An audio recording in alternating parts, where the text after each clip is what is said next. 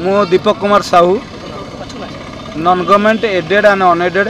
Higher secondary school and colleges teaching and non teaching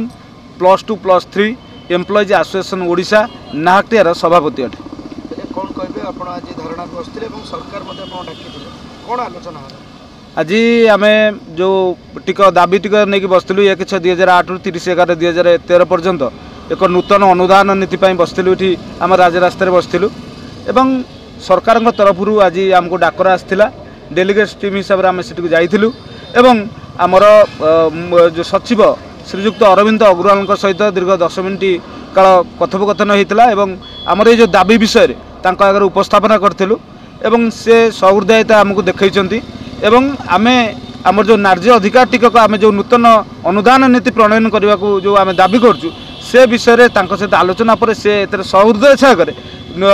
अनुदान नीति प्रणयन पर यथासंभव चेष्टा से करुँच एवं प्रणयन करेंगे ए प्रकार विश्वास आमको देते आम आसी। Myself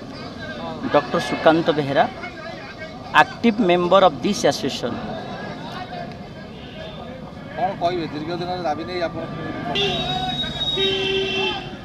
दीर्घ दिन दाबी आमर यथार्थ उच्च शिक्षार गौरव गारिमाकुल शिक्षक जाति को 2008 मसीहा पर ठारू आज की 17 वर्ष है कष्ट जंत्रण सहवाक पड़ुची। तेणु गणतांत्रिक मूल्यबोधरे संविधान रे लेखा थिबा समस्त धारागुड़ी को सम्मान दे गणतंत्र मूल्यबोध को रक्षा करने ओडिशा माटी रे उच्च शिक्षार गौरव गारिमा को रक्षा करने मु सरकार पाखे एति बड़ प्रार्थना करी गोटे जे झील बाहर 14 मसीह ता 1/6/2008 थिला ता पर ठारू एपर्यंत किछि बाहरी नाही। आम परिवार देश जाति समस्ते आम जंत्रण जर्जरित होचु एतिकी प्रार्थना करूँ आपण माध्यम जेहेतु आपण मैंने होचंती समाज चतुर्थ स्तंभ गणतंत्र को सम्मान दे उच्च शिक्षार बाद पड़ा 1/6/2008 पर दयाकोरी जो 30/11/2013 पर्यंत माने आप विश्वास करें लेटरटा बाहर करदे 24/6/2023 मसीह किंतु तार ठीक 4 दिन पर पोस्टपोन करदे।